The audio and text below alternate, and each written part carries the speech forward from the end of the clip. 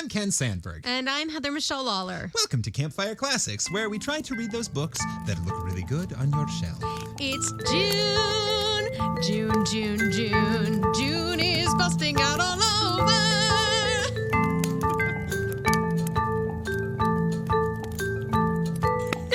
You've seen the video, right? I think we watched the video together during grad school. The video of Leslie Uggams trying to sing that song at a concert outside. She agreed to do the performance, but she didn't really know the song, so they had the lyrics up for her on cue cards. She just started making up lyrics. They had the lyrics up for her on cue cards, but it was raining, and so she's the like, cue cards drift. And she's like, June, June, busting out all over. June is busting. Well, and she got to the faster part, and it was like, and the hit him, and the hit him, and the man. Does anyone really know the words of that song? I mean, it's old Rodgers and Hammerstein, like, ridiculousness. I know June that is busting out all over. That's from Carousel, right? It's from Carousel, right? I don't know. Yeah, fuck that. Oh, hi, everybody.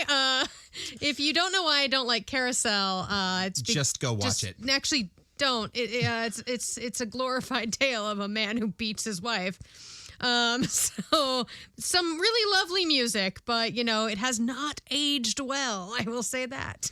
It's also Pride Month because it's June. Yeah. So yay, happy Pride. I know many of you were wondering how we were going to kick off our 50th episode. It's our 50th episode. Apparently, the way we're going to do it is by singing a song about June and then trashing on a Rodgers and Hammerstein classic. And then saying, yay, Pride. That's pretty on brand. We also should announce that I will not be leaving in the 2 episodes. 8 days.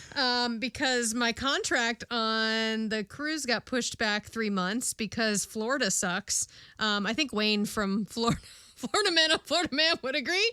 And if not, sorry, Wayne, we're not talking about you in particular. No, we're talking about the government of Florida, and I think we all can agree, at least anyone who listens to this podcast, that Ron DeSantis is a dick face, and he didn't want to follow the rules. So our CEO decided, well, then I don't want to play right now. And so they moved some ships around. And so we don't start till August. Yeah. So Ken and I will just be making some more content for you. Don't worry, you are still going to get to hear the stories that we were pre-recording, backlogging. They're still going to happen. It's just going to be a couple months later. And if we have a week where we're busy, because we're going to be traveling this summer now, we'll throw one of those up there as a little surprise. So yeah, but that's so the announcement I made last week. Was it last week? I think it was. Before. I don't know. Time has no meaning again. Yeah. So that's what's going on. But yeah, the moral of that story is fuck Ron DeSantis. Yeah, pretty much. I hear he likes to chloroform baby seals. What? It's just what I heard through the grapevine that I made up in my brain. Okay, I was like, seriously? I mean, honestly, I had to ask. I framed it as I heard that because you heard it. Because if I heard it, then it's not libel. I'm just sharing what I heard. That's true.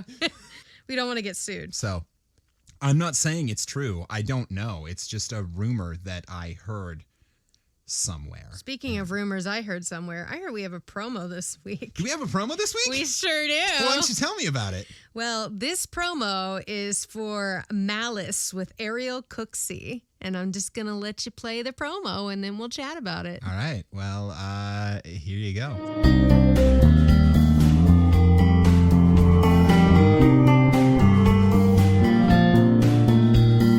Predators. Their acts are evil. We call them monsters. We say no human could perpetrate the crimes they have committed. But in truth, only human beings execute these horrific acts. And if you're like me, you want to know why. To find out, join me, Ariel Cooksey, on my podcast Malice. As a social psychologist, I dig into the psychology, sociology, neurobiology, child development, trauma, and other factors that come together to create malicious offenders. Find Malice wherever you listen to podcasts. Again, I feel underqualified for everything I do when I hear social psychologist. I'm just like, Like all trained up for all that. But also, her voice her is voice amazing. is so cool. Yeah, that's like one of my favorite things about her. Like her voice is just like. That's I'm that's like blah blah blah credentials important Credentials scientific and, like- but damn, you got some good mic work on you. Yeah, that's that makes me want to as someone who is all of our training is in Damn it. like Sounding cool on a microphone is the only thing I have. How dare you also be qualified in dare other you be shit? and then have your like PhD and shit. But really, go listen to Malice because not only is Ariel amazing on social media and like super supportive of us and has been since the beginning, but she does an amazing job of like deep diving into true crimes and the actual like it actually reminds me a little bit of like Criminal Intent and like going like into the psyche of these people because like we immediately label criminals in a certain way, but like you dive into the psyche and you see like where it came from, especially when it comes to like women who have been abused and commit crimes and whatnot. And she Looking dives into that. the reasons behind the crimes and Yeah. not just he was crazy, so he fucking So he killed people. did the crazy. No. So she does an amazing job with that, and she's a Plus cool she's ass got- chick. So Boatloads of content. oh yeah, she's been. She's just. We're gonna be her promo for On her her 2-year anniversary episode. So go check her out because if you especially if you're like going on a long road trip, you got boatloads of content. She Lots does a of lot of material. bonus material and like follow-ups on episodes, and she also does a lot of collaboration with other true crime podcasts and other people like Bad Apple podcast. A few bad apples. Few Bad Apples. She's done a collaboration with Catherine. So like with other people who are very much certified in their field. So go check that out. And we want you to check out the Malice. Mal ass. Check out my Malice with Malice. Don't put that in there. Ariel, I apologize. Thanks, Ariel. I apologize for everything. As per usual. It's a good thing people don't pay for these promos to go in our Malice episode. and Malice. All right. So is that all for old business? Yeah, I think other than tell 5 friends about our podcast, because that is our podcast pyramid scheme. But Yes, other of than course. Do tell 5 friends. Follow and us on social media. As you're listening to this, go ahead and you're already somewhere where you're listening. So go ahead and give us a like and a subscribe. And if you can send us a review, that'd be awesome too. Because that's bangarang. But other than that, you'd I be guess our we hero. should just do what we do. Great. So they can know how to review us if they choose to. There was a lot of rhyming and slant rhyming in that sentence I'm pretty proud of, actually. Yeah, well done. Yeah. That was very accidental poetry. You're welcome.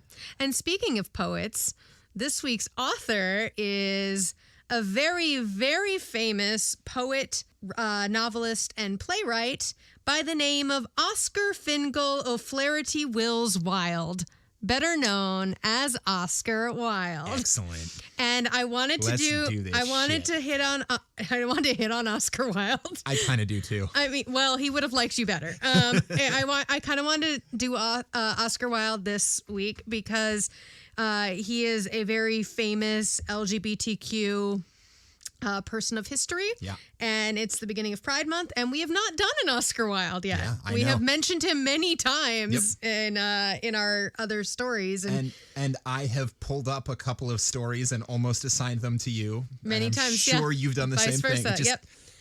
This was the week. I was like, it's got to be Oscar Wilde. Like I was like, it's got to be Oscar Wilde. We'll kick off Pride Month with probably the most notorious writer in that category. So. All right. Let's kick this thing off. All right. Believe it if you will, but Oscar Wilde had a very, very complicated life. So I'm going to do... I choose not to believe it. Okay, well, then I'm going to prove you otherwise. So Oscar Wilde was born October 16th, 1854. In Ireland, and he is best remembered for his plays, his novel, The Picture of Dorian Gray, and the circumstances of his criminal conviction for gross indecency and consensual homosexual acts.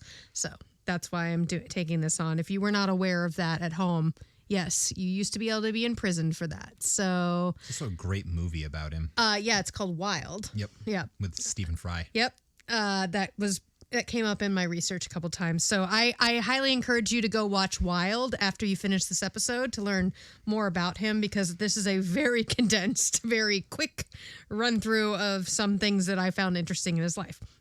So he was brought up by his father, William Wilde, and his mother, Jane Elgie Wilde.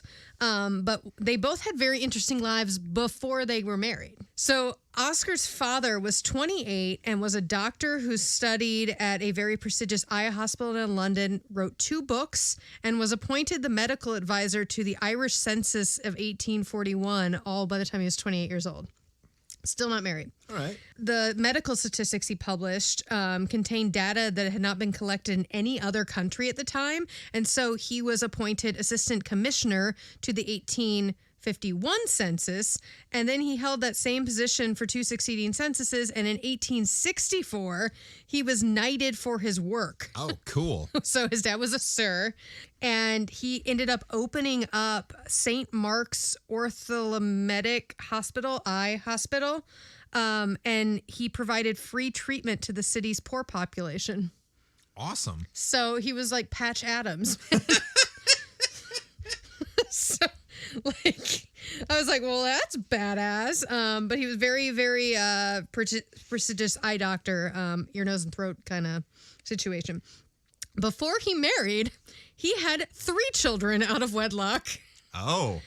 And well, he just had trouble waiting. He was busy like helping the poor and curing people and doing the hibbity-dibbity. I suppose that kind of really almost heroic selflessness is bound to attract some romantic attention. Oh, yeah. Yeah. But he was not condemned for this because he paid for all of these children.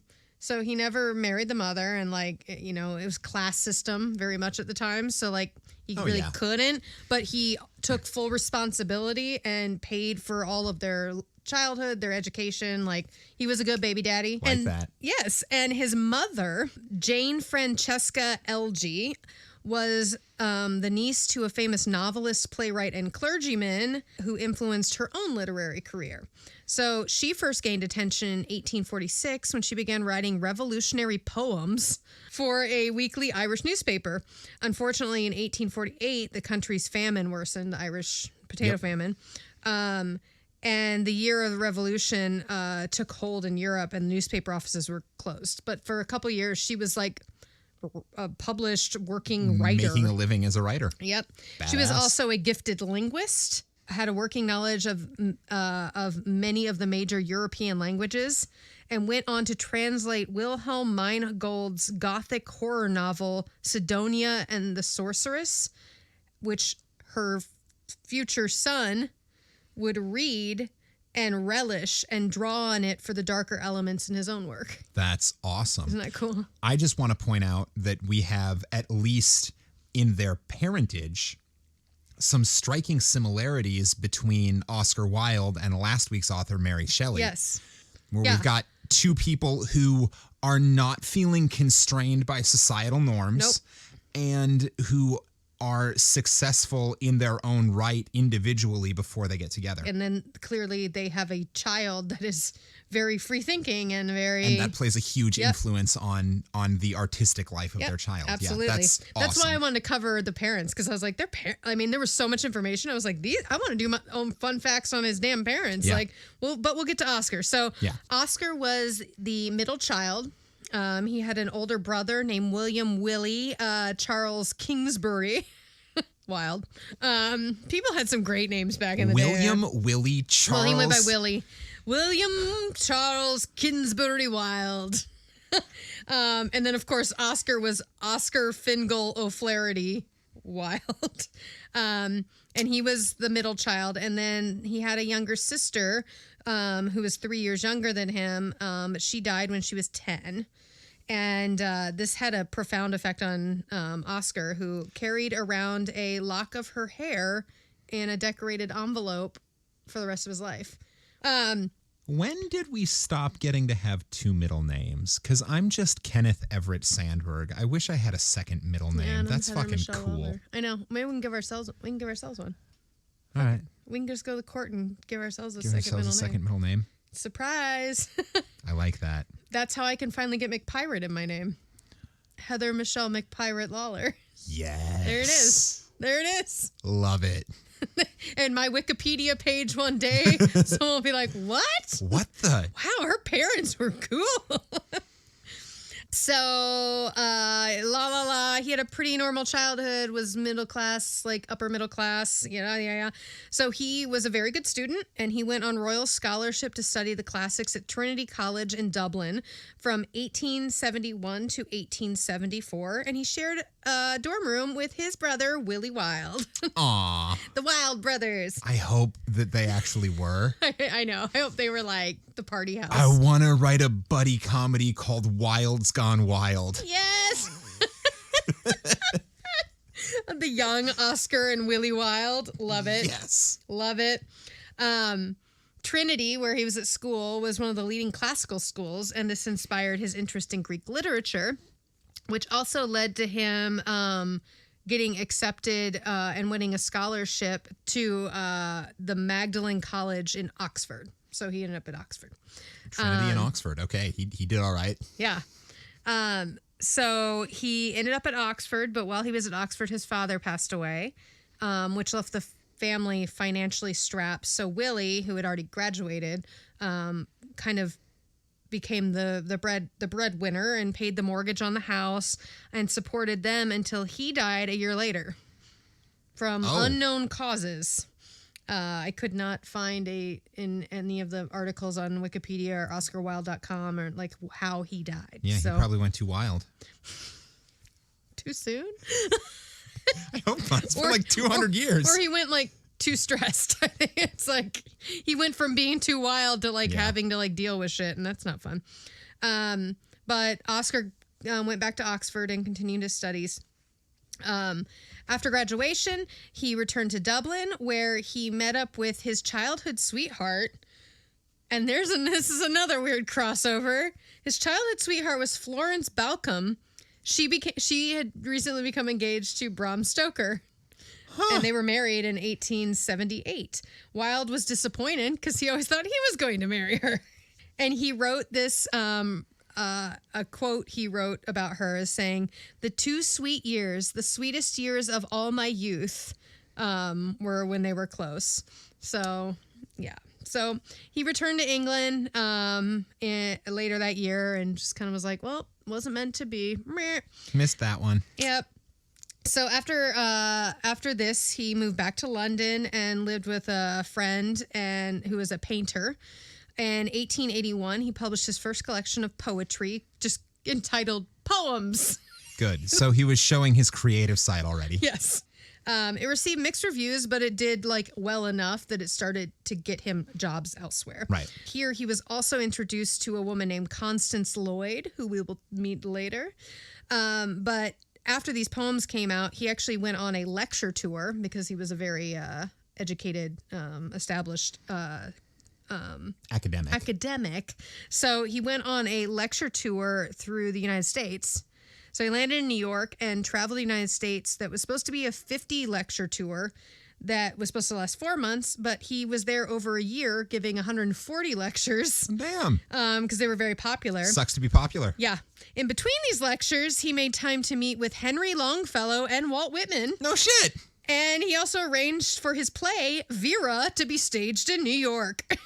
So, very successful trip to the United States. That's dope. And then he continued his lecture tour in England and Ireland, where we meet Constance again. So 3 years later, he's back in Ireland, and Constance just happens to be visiting Dublin, where he's lecturing. They reconnected, and he proposed to her. So they were married on May 29th, 1884. They had 2 children. But other than that, it wasn't a super happy marriage because she was a beard.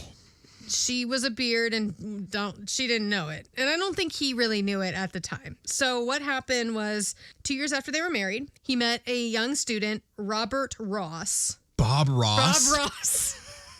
That makes me happy in ways I cannot explain. He's a happy little tree. Now, people at home, he did not actually have an affair with Bob Ross. He would have been really old. Yeah, there was a slight 5-generation gap. Robert Ross had read Wilde's poems before they met at Oxford, where Wilde was now teaching.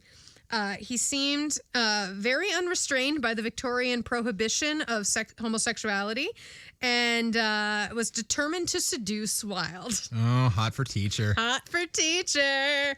So that always turns out great. Yeah.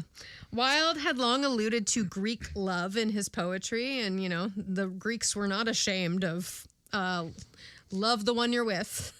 Ross said that his marriage had begun to unravel after his wife's second pregnancy, and he decided to go all in. He became his first male lover, and they were longtime friends. Actually, he was with him on his deathbed.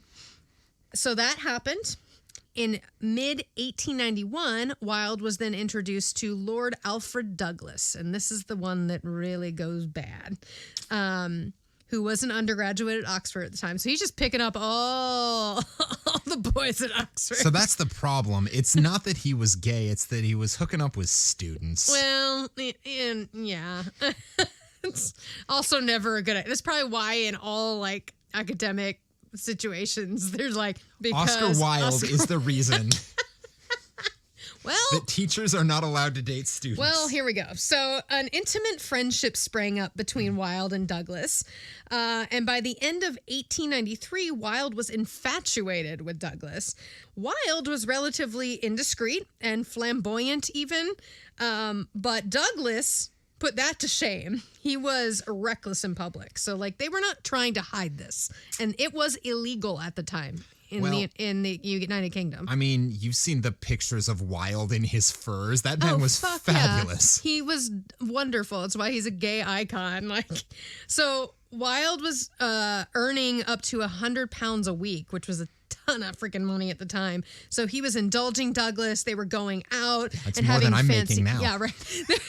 He would take him out for fancy dinners, and they were on the town, and they were having love affairs in the street and yada yada. Well, They were that's not still hiding illegal. You can't just do that in the street. I don't know if they were having sex in the street, but they were canoodling. And when it's illegal, I guess it's probably going to upset some people. But specifically, Mr. Alfred Douglas's father, because remember, he was a lord. So they got money. The aristocracy tends to be particularly picky. So fun facts about Lord Alfred's father, the Marquis of Queensberry, which is ironic.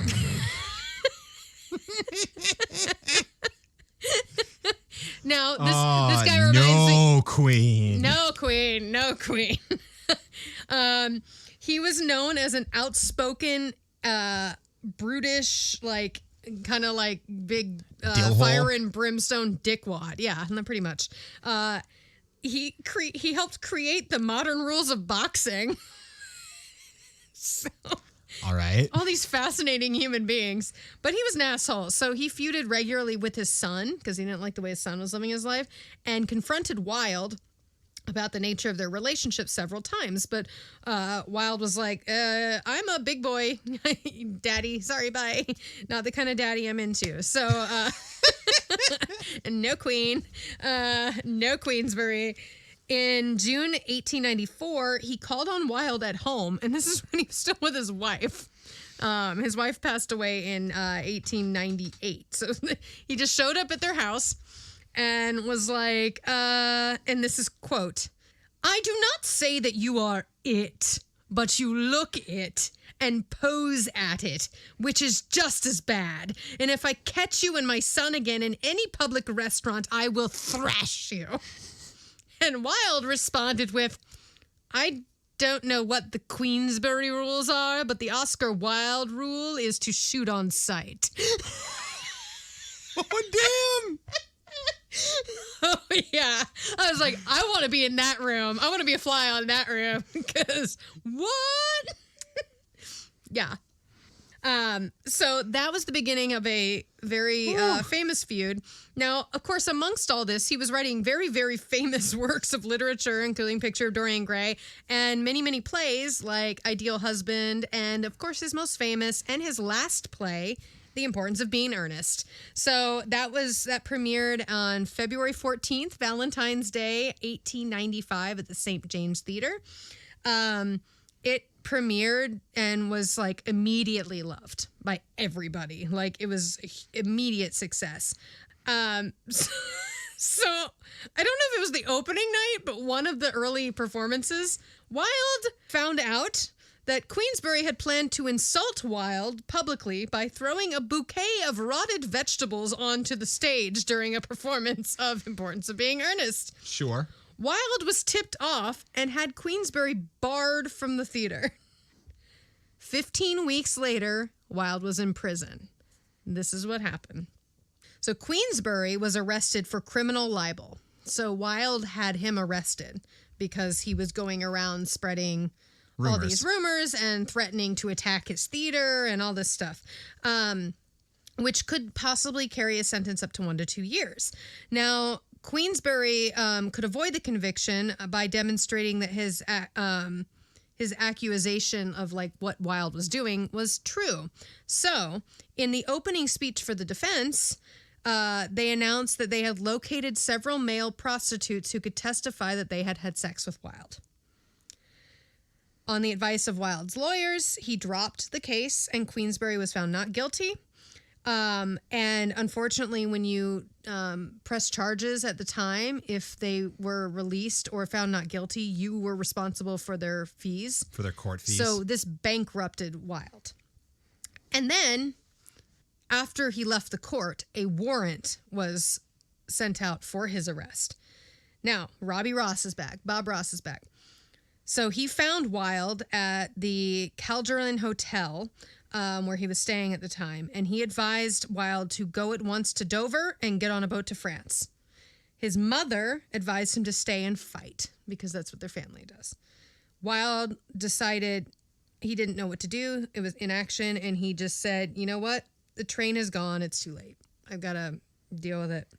So on April 6th, 1895, he was arrested at his house, 16 Tite Street, and he was trying to pack up personal belongings, manuscripts, and stuff. But he was immediately imprisoned and, of course, was found guilty. He was incarcerated from the 25th of May, 1895, and was released on May 19th, 1897. So he was in prison for almost exactly 2 years. And then he immediately sailed to France. He never returned to the UK. Good I choice. wouldn't either after those fuckers put you in prison for, loving people. Being you. For consensual adult relations. Yeah. And they don't give a shit in France. No, they don't. Nope. Still don't. Love it. Fabulous. Go to France. Go to Greece. Yeah. They have a long history of not giving a shit in good Greece. Mediterranean climate. Just like, good times. But somehow Italy missed the memo. I don't know. Yeah. Well, Wilde's health, of course, suffered greatly during his time in prison. I mean, between the conditions, the diet, and he got into some fights and whatnot. And he spent the last 3 years of his life very poor, very impoverished, and in exile and ill, and he ended up dying of meningitis on November 30th, 1900, which is a month before my great-great-grandmother was born. And Bob Ross, was by his side. So they remained friends and whatnot. And so 2 things I wanted to talk about, because that's a very sad ending to this man's life, is in 2014, Wilde was one of the inaugural honorees in the Rainbow Honor Walk, a walk of fame in San Francisco's Castro's neighborhood, noting LGBTQ people who have made significant contributions in their field. And then in 2017, Wilde was among the estimated 50,000 men who were pardoned for homosexual acts that were no longer considered offenses under the Policing and Crime Act. And homosexually was actually finally decriminalized in England and Wales in 1967, people. But he has a statue in Central Park. He's a gay icon. Yeah. So I wanted to cover a wild story a wild tale for our first story of June is busting out all over Pride Month. So love it. So this week you will be reading a short story that I picked solely based on this amazing title that made me giggle. It's called The Remarkable Rocket. a short story by Oscar Wilde, and it was originally published in the 1888 collection called The Happy Prince and Other Tales. So, All right. let's do it. Let's start this fire. Whee! Let's get wild. The Remarkable Rocket by Oscar Wilde. The king's son was going to be married, so there were general rejoicings. Yay! He had waited a whole year for his bride, and at last she had arrived. She was a Russian princess and had driven all the way from Finland in a sledge drawn by 6 reindeer. Wait, did the king order a Russian order male bride? Yes. After a year, she arrived. A Russian mail order bride who showed up pulled by reindeer. By Finnish reindeer. I hope she was in red and white fur-lined coat. For sure. Because she's Mrs. Claus. The sledge was shaped like a great golden swan, so not Santa's sleigh. Much gayer. And between the swan's wings lay the little princess herself. Her long ermine cloak reached right down to her feet. On her head was a tiny cap of silver tissue, and she was as pale as the snow palace in which she had lived. So pale was she that as she drove through the streets, all the people wondered. "She is white like a rose," they cried, and they threw down flowers on her from the balconies. Damn, she's white! Long robe, super pale, silver cap. I'm picturing the princess from Neverending Story. Oh, yes. The childlike empress. Yes. Yeah, who basically is translucent. Yeah. At the gate of the castle, the prince was waiting to receive her. He had dreamy violet eyes, and his hair was like fine gold. When he saw her, he sank upon one knee and kissed her hand. "Your picture was beautiful," he murmured, "but you are more beautiful than your picture." See, he mail order brided her. He's like going through an album. Picked He's her like, from a that catalog. one. I want that one. Yeah. The little princess blushed. "She was like a white rose before," said a young page to his neighbor, "but she is like a red rose now." And the whole court was delighted. She likey. For the next 3 days, everybody went about saying, "White rose, red rose, red rose, white rose." And the king gave orders that the page's salary was to be doubled. As he received no salary at all, this was not much use to him, but it was considered a great honor and was duly published in the Court Gazette. Rude. Why is this guy not getting paid? So maybe instead of doubling, maybe it's like, let's pay him now. Or maybe he raises his hand when they say double his salary and be like, "Sir, I don't make any money. I would happily take some. I'm pretty good at my job." I like that joke has lived on, because certainly every time I have volunteered for a position, I have complained and asked that my salary be doubled. Oh, yeah. Oh, absolutely.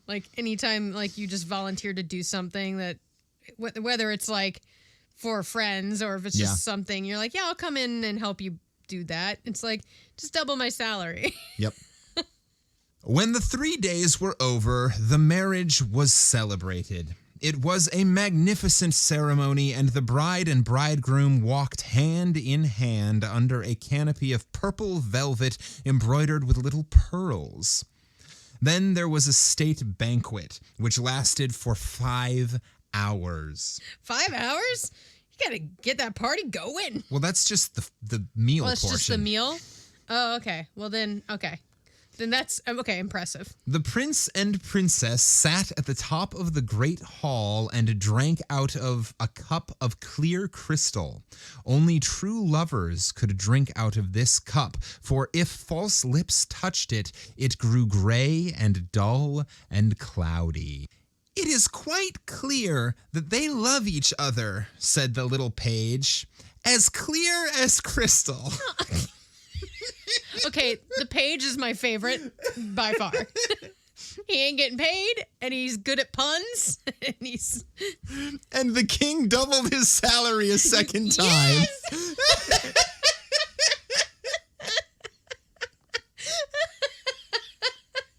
And the king doubled his salary a second time. So good. What an honor, cried all the courtiers. It's fucking rich people. After the banquet, there was to be a ball. The bride Here's the fun part. Yeah. The bride and bridegroom were to dance the rose dance together, and the king had promised to play the flute. He played very badly, but no one had ever dared to tell him so because he was the king. Oh my God. Indeed, he only knew 2 airs and was never quite certain which one he was playing, but it made no matter, for whatever he did, everybody cried out, "Charming! Charming!" Oh, God. I would have been so bad in this time period. I would have been like, the fuck was that? Off with their head. The last item on the program was a grand display of fireworks to be let off exactly at midnight. Baby, you're a firework. The little princess had never seen a firework in her life, so the king had given orders that the royal pyrotechnist should be in attendance on the day of her marriage. The royal pyrotechnist? That's Yes. an awesome position. I want that job. Yeah. What do you do? Oh, I set shit on fire for the king. I'm the highest appointed fire starter in the nation. Cool. What are fireworks like? She had asked the prince one morning as she was walking on the terrace. They are like the aurora borealis, said the king, who always answered questions that were addressed to other people.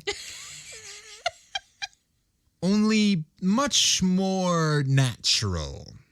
I prefer them to stars myself, as you always know when they are going to appear, and they are as delightful as my own flute playing. You must certainly see them. Oh, that is not a good review.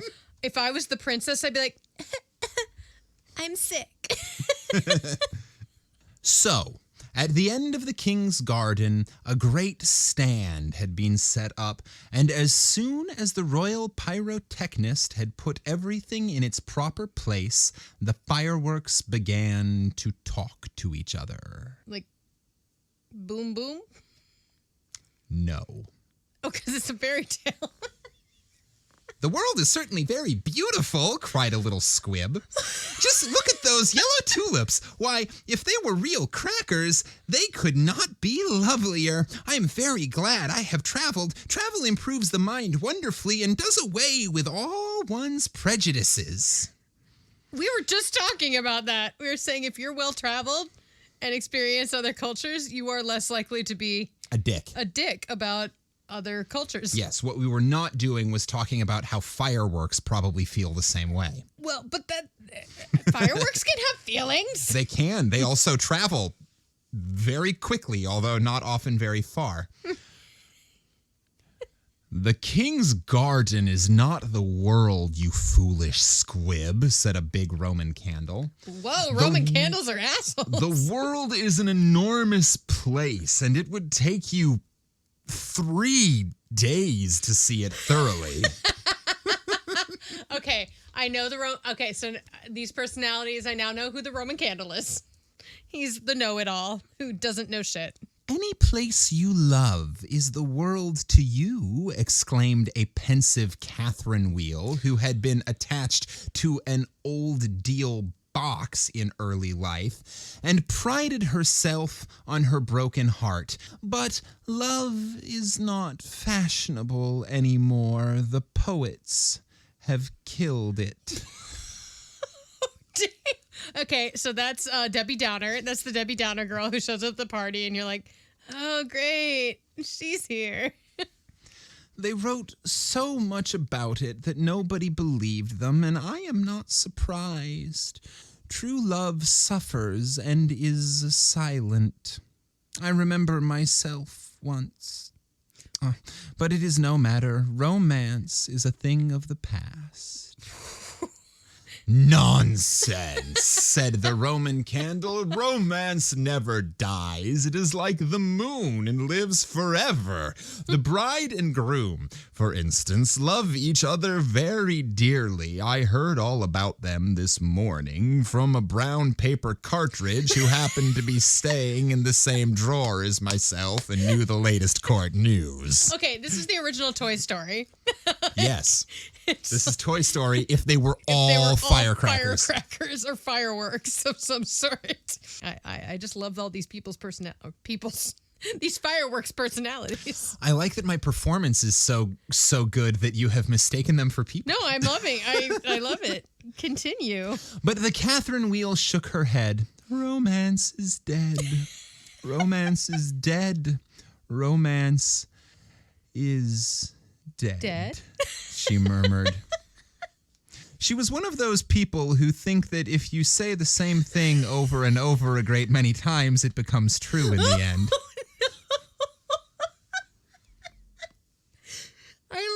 So I can hear so much of like Oscar Wilde, and it's so like this is so Oscar Wilde. Yeah. Someone who knows his plays. Like I haven't read a lot of his. This is pick your conversation between Jack and Algernon. Yeah. It's so great. I love it. Continue. Suddenly, a sharp, dry cough was heard, and they all looked round. It came from a tall, supercilious-looking rocket who was tied to the end of a long stick. He always coughed before he made any observation so as to attract attention. Ahem, ahem, he said, and everybody listened except the poor Catherine Wheel, who was still shaking her head and murmuring, "Romance is dead." "Order! Order!" cried out a cracker. He was something of a politician. The politician's a cracker? Yep. Oh, God. And had always taken a prominent part in the local elections, so he knew the proper parliamentary expressions to use. "Quite dead," whispered the Catherine Wheel as she went off to sleep. Yeah, she needs a nap. Take some Benadryl or some Xanax. Just take a nap, sweetie. This is the most depressed firework I've ever heard of. Well, so she's one of those ones that like spins in circles. So it's just like she's really fucking dizzy. She's just dizzy and like never gets to go anywhere because she's constantly just like having the same thought over and over and over and over again. I don't want to have an emotional connection to pyrotechnics. Yeah. Enjoy your next firework display, everybody. Oh, man. This is going to be more damaging than the fir tree, isn't it? The story's going to fuck me up. I hope so. That is my goal with all stories I pick for you. God damn it. You do a good job of it, too. The necklace really did a number on me. Which was like everyone loved that one. It's like our best episode yet. As soon as there was perfect silence, the rocket coughed a third time and began. He spoke with a very slow, distinct voice, as if he was dictating his memoirs, and always looked over the shoulder of the person to whom he was talking. In fact, he had a most distinguished manner. "How fortunate it is for the king's son," he remarked, "that he is to be married on the very day on which I am to be let off. Really, if it had been arranged beforehand, it could not have turned out better for him. But princes are always lucky." Oh, this poor rocket. "Dear me," said the little squib, "I thought it was quite the other way around, and that we were to be let off in the prince's honor." Yes, little squib. "It may be so with you," he answered. "Indeed, I have no doubt that it is, but with me, it is different. I am a very remarkable rocket and come of remarkable parents. I believe we just had the title of the story.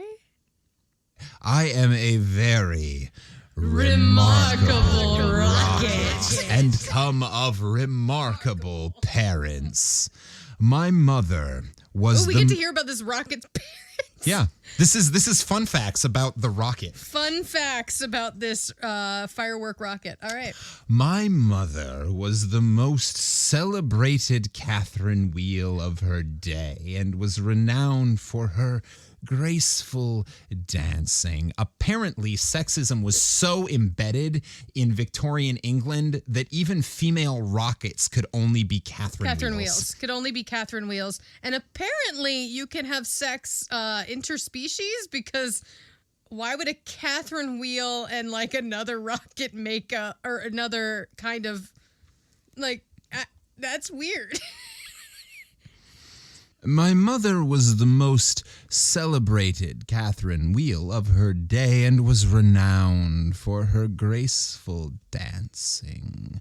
When she made her great public appearance, she spun round 19 times before she went out, and each time that she did so, she threw into the air 7 pink stars. She was 3.5 feet in diameter and made of the very best gunpowder. My father I can't wait. was a rocket, like myself, of the French extraction. French rocket. He That's a dirty flew rocket. so high that the people were afraid that he would never come down again. He did, though. For he was of a kindly disposition, and he made a most brilliant descent in a shower of golden rain. Which means his father was a golden shower. Yeah. Oh no.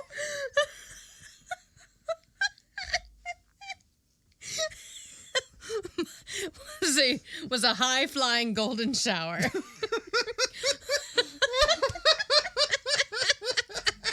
Oh no.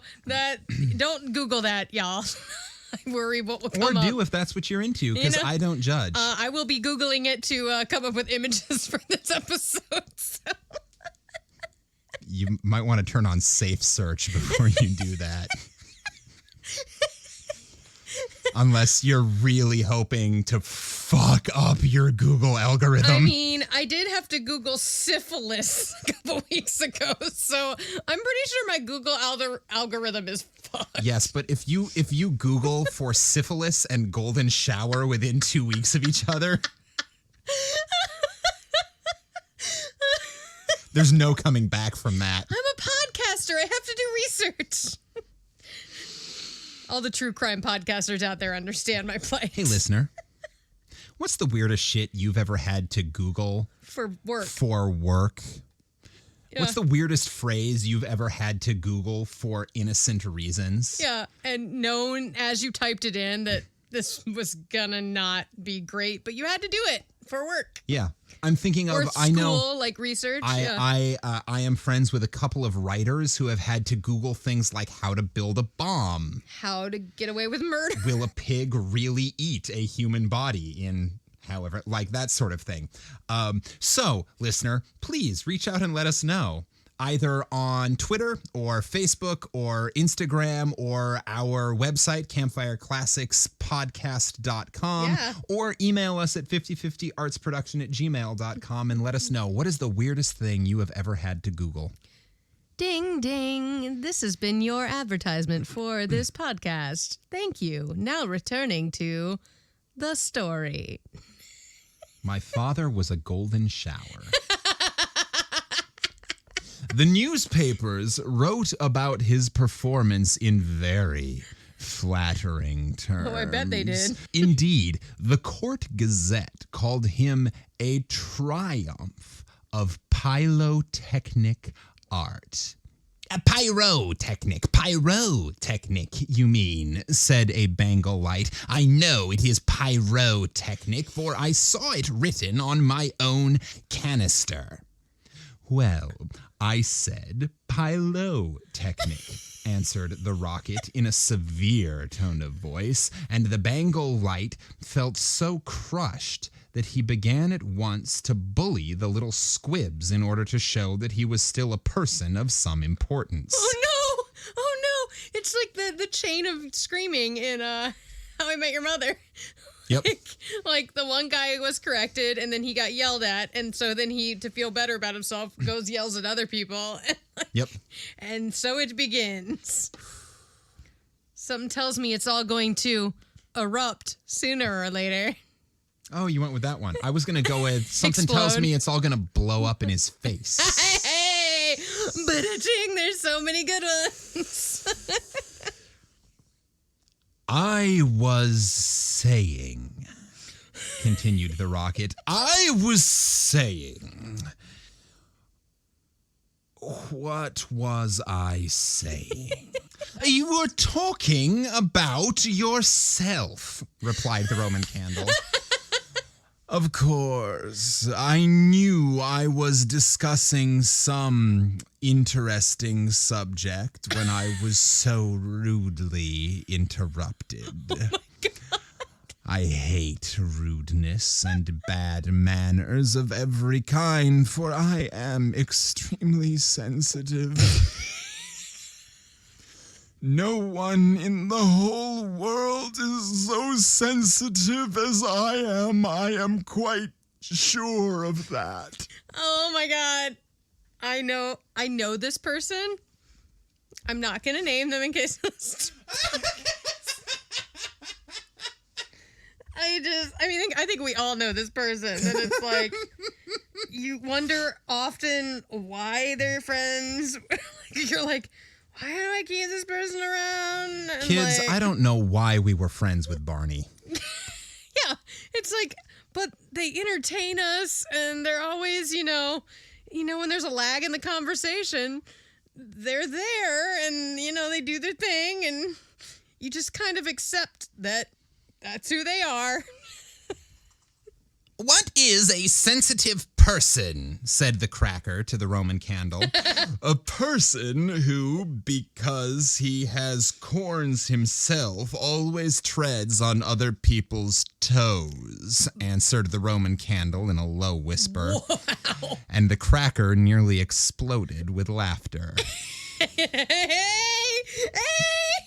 Oscar Wilde's doing the puns too. Yes. Of course he is. And he even phrases them better than we did. Well, I mean, he did get paid to do this. Yeah. We're just making this shit up. Pray, what are you laughing at? Inquired the rocket. I am not laughing. I am laughing because I am happy, replied the cracker. That is a very selfish reason, said the rocket angrily. What right have you to be happy? You should be thinking about others. In fact, you should be thinking about me. Oh my God. I am always thinking about myself, and I expect everybody else to do the same. That is what is called sympathy. It is a beautiful virtue, and I possess it in high degree. Suppose, for instance, anything happened to me tonight. What a misfortune that would be for everyone. The prince and princess would never be happy again. Their whole married life would be spoiled. And as for the king, I know he would not get over it. Really, when I begin to reflect on the importance of my position, I am almost moved to tears. If you want to give pleasure to others, cried the Roman candle, you had better keep yourself dry.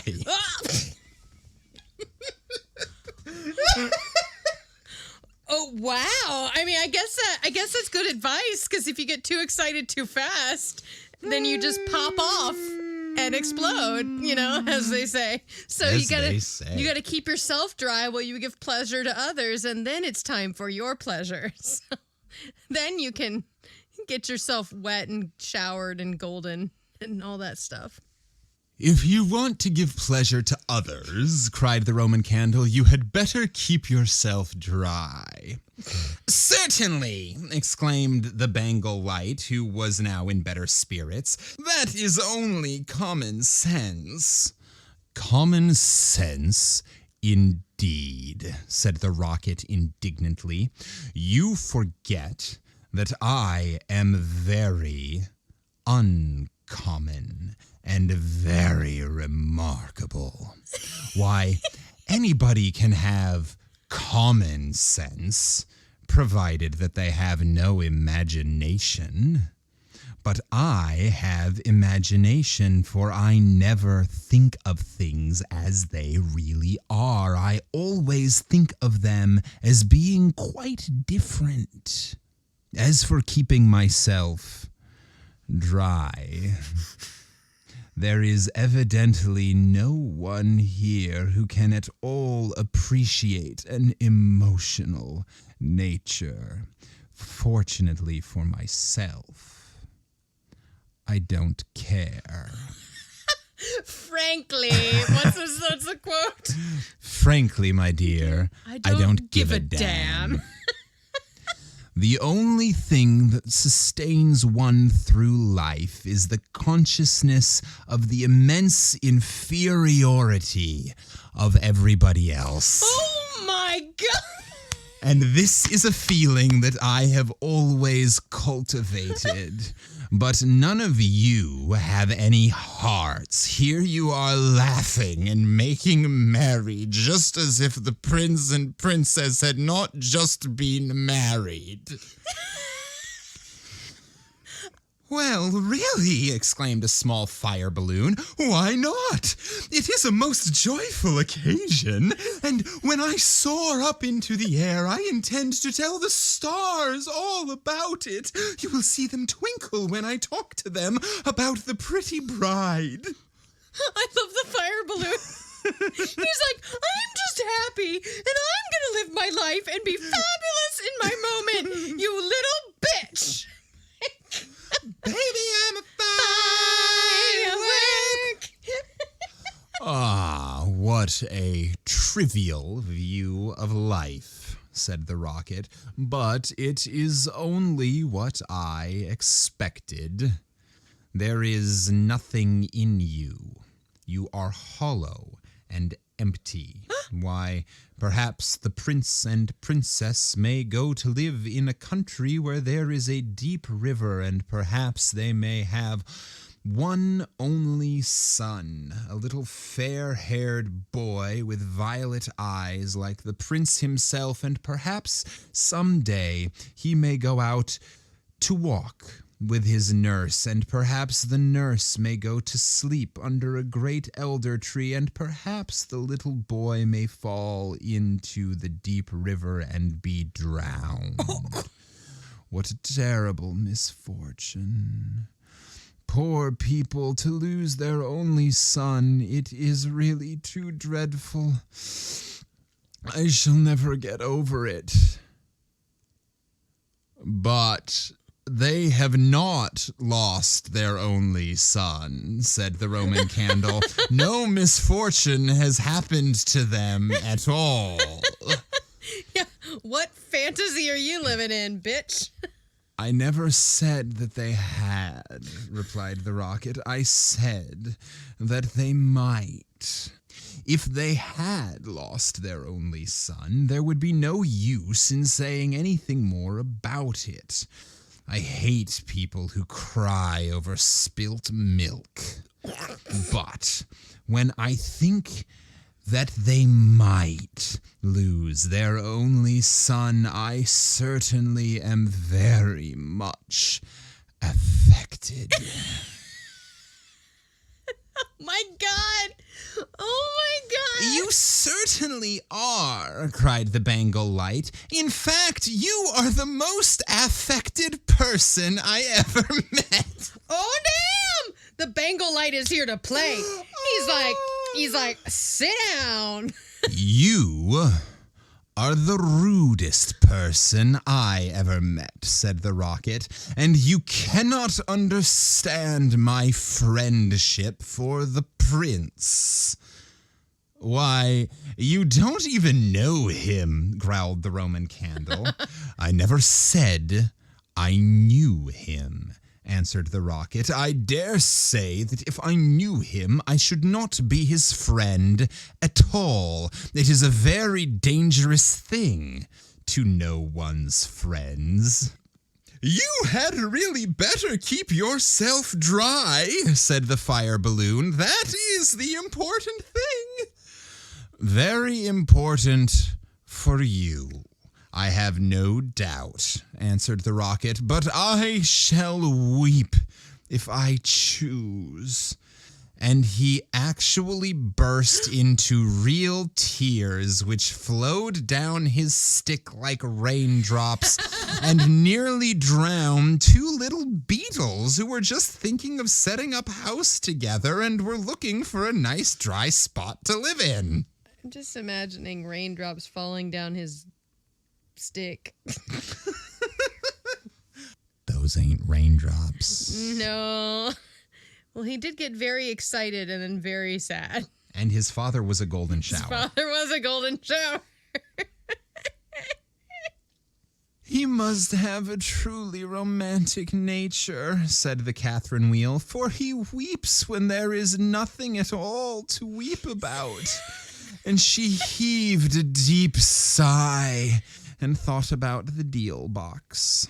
But the Roman Candle and the Bengal Light were quite indignant and kept saying, "Humbug, humbug," at the top of their voices. They were extremely practical, and whenever they objected to anything, they called it humbug. Then the moon rose like a wonderful silver shield, and the stars began to shine, and a sound of music came from the palace. The prince and princess... The sound of music? Yes, the sound of music. An early production. This was before they got Julie Andrews in the part. The hills are alive with the sound of music. The prince and princess were leading the dance. 1, 2, 3, and. Does it say 1, 2, 3, and? It sure doesn't. Okay. I was like, so we're doing King and I now. Okay. They danced so beautifully that the tall white lilies peeped in at the windows and watched them, and the great red poppies nodded their heads and beat time. Because they're drugged, because they're poppies. Oh, that's what's going on in this story. Everyone's on heroin. Everyone. Now I get it. Then 10 o'clock struck, and then 11, and then 12. And then Cinderella had to leave the ball.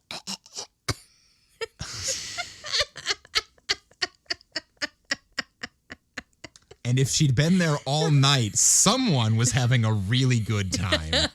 It was a really strong rocket, for sure. You know he exploded. Hey! And at the last stroke of midnight, everyone came out on the terrace. Okay. And the king sent for the royal pyrotechnist. It's their time to shine. "Let the fireworks begin," said the king, and the royal pyrotechnist made a low bow and marched down to the end of the garden. He had 6 attendants with him, each of whom carried a lighted torch at the end of a long pole. It was certainly a magnificent display. Whiz, whiz went the Catherine wheel as she spun round and round. Boom, boom went the Roman candle. Then the squibs danced all over the palace, and the bangle lights made everything look scarlet. The squibs are those little ones that go. Yeah. Yeah. They go. Yeah. Yeah. They're my favorite because they don't make scary noises. They're just kind of silly. Goodbye! cried the fire balloon as he soared away, dropping tiny blue sparks. Bang! Bang! Answered the crackers, who were enjoying themselves immensely. Everyone was a great success, except the remarkable rocket. He was so damp with crying that he could not go off at all. He couldn't get it up. He got wet too early. Gotta stay dry. Couldn't perform in the moment. Oh no! The best thing in him was the gunpowder, and that was so wet with tears that it was no use. All his poor relations, to whom he would never speak except with a sneer, shot up into the sky like wonderful golden flowers with blossoms of fire. Huzzah! Huzzah! Cried the court, and the little princess laughed with pleasure. I suppose they are reserving me for some grand occasion, said the rocket. No doubt that is what it means. And he looked more supercilious than ever. The next day, the workmen came to put everything tidy. This is evidently a deputation, said the rocket. I will receive them with becoming dignity. So he put his nose in the air and began to frown severely, as if he were thinking about some very important subject. But they took no notice of him at all till they were just going away. Then one of them caught sight of him. "Hello," he cried. "What a bad rocket." And he threw him over the wall into the ditch. Bad rocket. Bad rocket, he said as he whirled through the air. Impossible. Grand rocket, that is what the man said. Bad and grand sound very much the same. Indeed, they often are the same, and he fell into the mud. It is not comfortable here, he remarked. But no doubt it is some fashionable watering place, and they have sent me away to recruit my health. My nerves are certainly very much shattered, and I require rest. Then a little frog with bright jeweled eyes and a green mottled coat swam up to him. Hi, frog. A new arrival, I see, said the frog. Well, after all, there is nothing like mud. Give me rainy weather and a ditch, and I am quite happy. The frog likes some golden showers. It's great. Yeah. Do you think it will be a wet afternoon? I am sure I hope so. But the sky is quite blue and cloudless. What a pity. Ahem. Ahem, said the rocket, and he began to cough. What a delightful voice you have, said the frog. Really, it is quite like a croak, and croaking is, of course, the most musical sound in the world.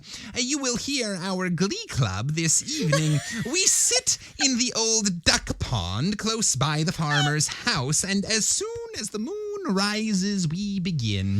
It is so entrancing that everybody lies awake to listen to us. In fact, it was only yesterday that I heard the farmer's wife say to her mother that she could not get a wink of sleep at night on account of us.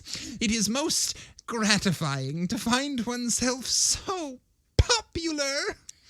Ahem, ahem, Oh, here he goes. said the rocket angrily. He was very much annoyed that he could not get a word in. A delightful voice, certainly, continued the frog. I hope you will come over to the duck pond. I am off to look for my daughters. I have 6 beautiful daughters, and I am so afraid the pike may meet them. He is a perfect monster and would have no hesitation in breakfasting off them. Well, goodbye. I have enjoyed our conversation very much, I assure you.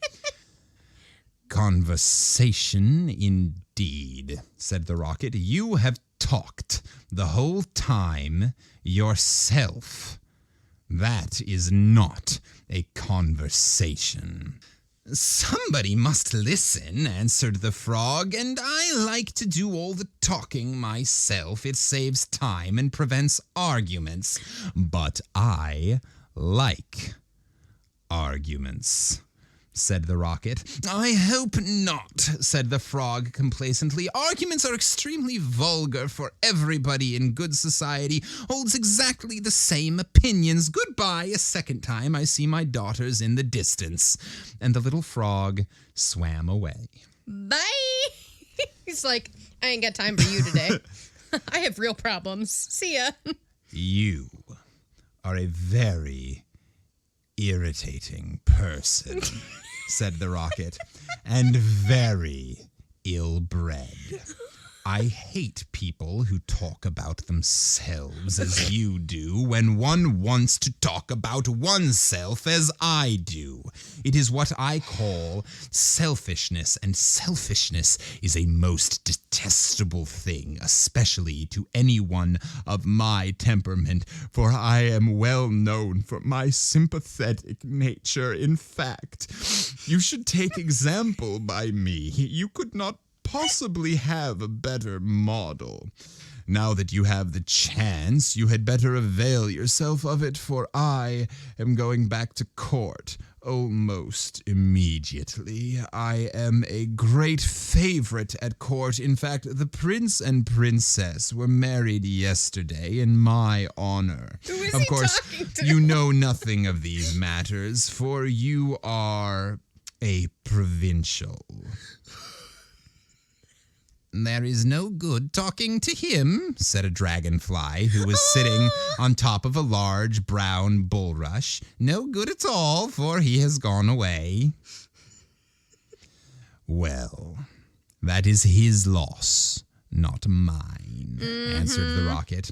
I am not going to stop talking to him merely because he pays no attention. I like hearing myself talk. Oh, the hypocrisy of the rocket. It is one of my greatest pleasures. I often have long conversations all by myself, and I am so clever that sometimes I don't understand a single word of what I am saying. Then you should certainly lecture oil philosophy, said the dragonfly, and he spread a pair of lovely gauze wings and soared away into the sky. How very silly of him not to stay here, said the rocket. I am sure that he has not often got such a chance of improving his mind. However, I don't care a bit. Genius like mine is sure to be appreciated someday. And he sank down a little deeper into the mud. Uh-oh. After some time, a large white duck swam up to him. Quack, quack. She had yellow legs and webbed feet and was considered a great beauty on account of her waddle. Quack, quack, quack, she said. Affleck. What a curious shape you are. May I ask, were you born like this, or is it the result of an accident? Oh, no. It is quite evident that you have always lived in the country. answered the rocket. Otherwise, you would know who I am. However, I excuse your ignorance. It would be unfair to expect other people to be as remarkable as oneself. You will no doubt be surprised to hear that I can fly up into the sky and come down in a shower of golden rain. I take after my father, you see. I am a perfect specimen of golden showers. I don't think much of that, said the duck, as I cannot see what use it is to anyone. Now, if you could plow the fields like an ox or draw a cart like a horse or look after sheep like a collie dog, that would be something.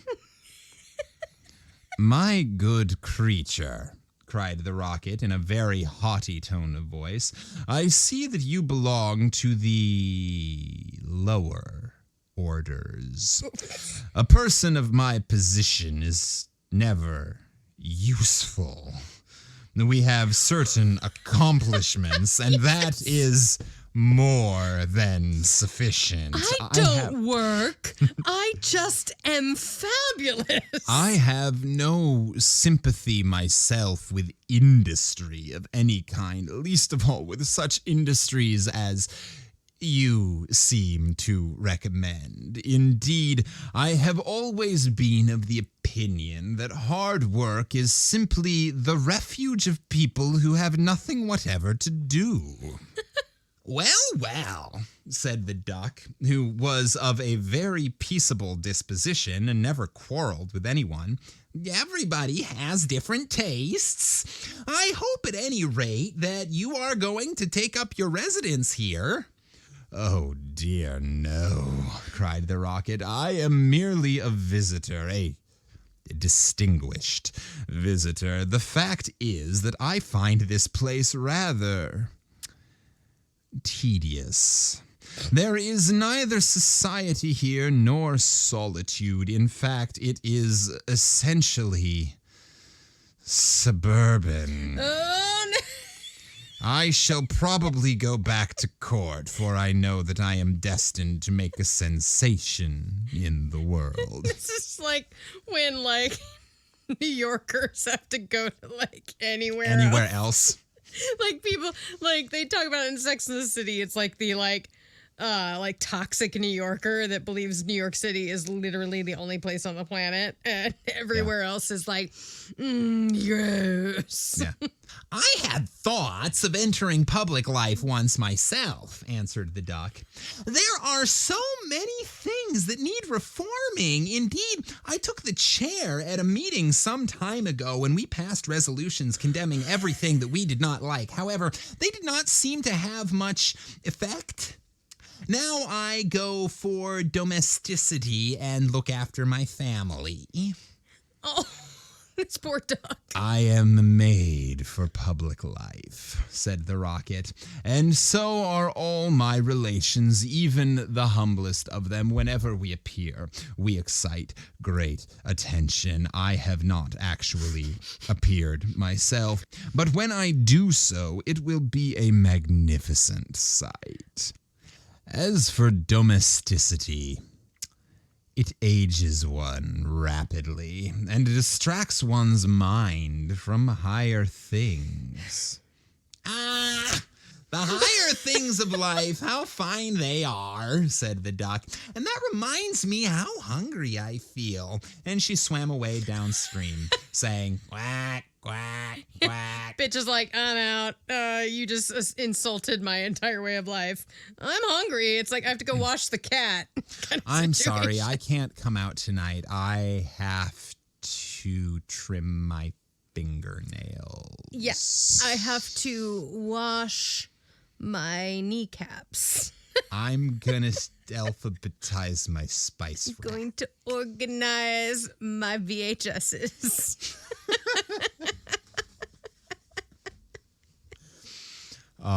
Yep, that's the one. That's how they know you're lying. No one has enough VHSs anymore to alphabetize. And if you do, I have questions. If you do, they're all home videos. Yeah. So the duck leaves. Come back, screamed the rocket. I have a great deal to say to you. But the duck paid no attention to him. Bye, I have life. Bye. I am glad that she has gone, he said to himself. She has a decidedly middle-class mind. Oh, God. And he sank a little deeper still into the mud and began to think about the loneliness of genius when suddenly 2 little boys in white smocks came running down the bank with a kettle and some sticks. This must be the deputation, said the rocket, and he tried to look very dignified. Hello, cried one of the boys. Look at this old stick. I wonder how it came here. He picked the rocket out of the ditch. Old stick, said the rocket. Impossible. Gold stick. That is what he said. Gold stick is very complimentary. In fact, he mistakes me for one of the court dignitaries. Let us put it into the fire, said the other boy. It will help boil the kettle. So they piled the sticks together and put the rocket on top and lit the fire. One of these kids is going to die. This is magnificent, cried the rocket. They are going to let me off in broad daylight so that everyone can see me. We will go to sleep now, they said, and when we wake up, the kettle will be boiled.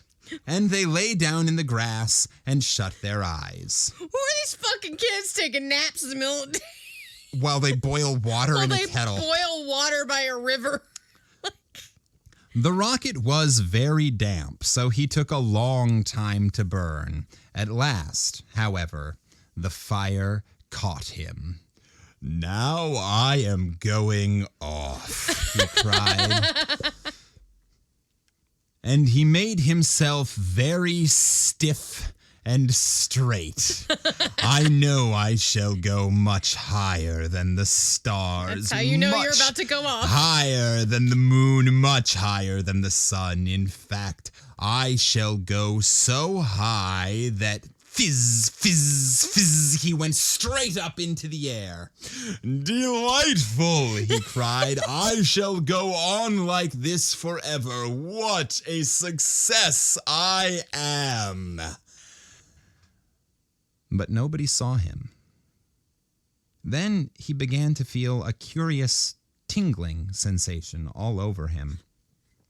Now I am going to explode, he cried. I shall set the whole world on fire and make such a noise that nobody will talk about anything else for a whole year.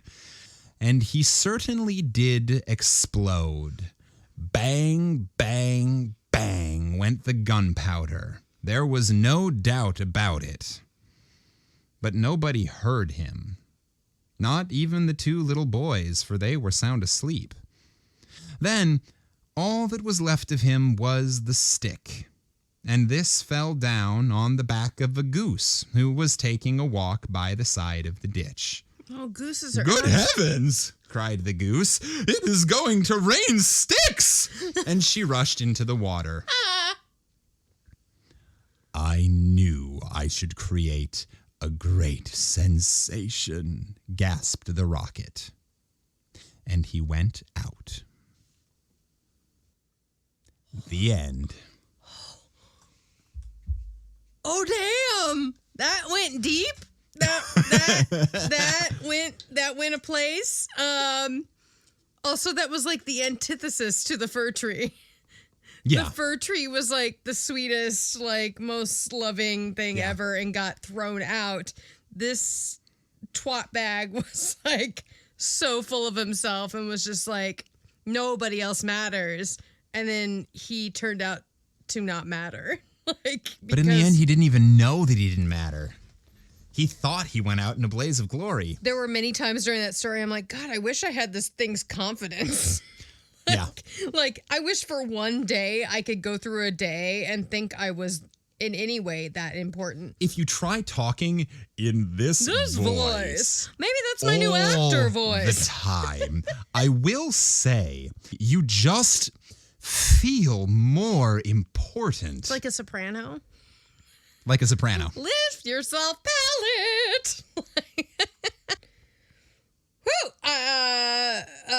Fairy tales by fucking Oscar Wilde, man. Yeah, Who knew? It. The most sarcastic fairy tale I've ever read. That was the most sarcastic, but also like had like the moral at the end. Oh like, yeah, absolutely. Like it had the fairy tale moral, but it had like it was seriously like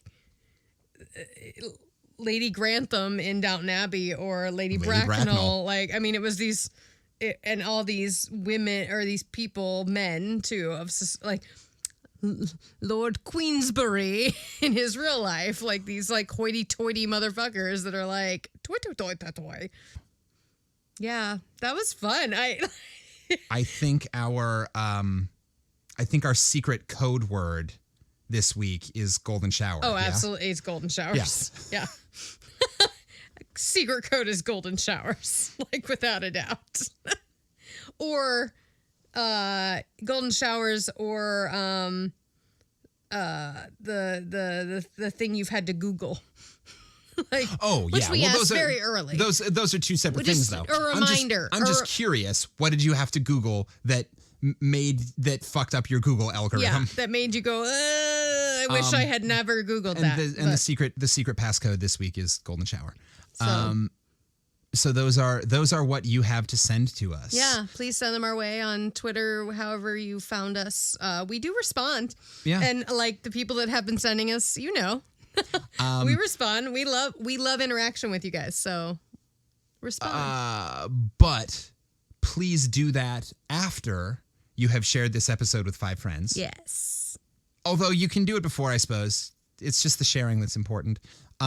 Like sharing and subscribe. Sharing is caring. That's what they say in golden showers. So I mean, I guess it is. So long as everyone's happy. Fuck it. Everyone's got their own deal and you live your life. Woo-woo! Like, subscribe, leave a review. Yeah. Tune in next week. That was our 50th episode. That was our 50th episode. Hey, thanks for hanging in there for 50 episodes. Oh my God, we've been like, that's crazy. Yeah, here we are. It's wild. so that's 50 episodes down. Thank you for joining us, and I hope that you will join us for the next 50 because it's only going to get better from here. We love doing this, so we'll see you there. So until episode 51, this has been Campfire Classics, where we try to read those books that look really good on your shelf. Baby, you're a firework. Come on, show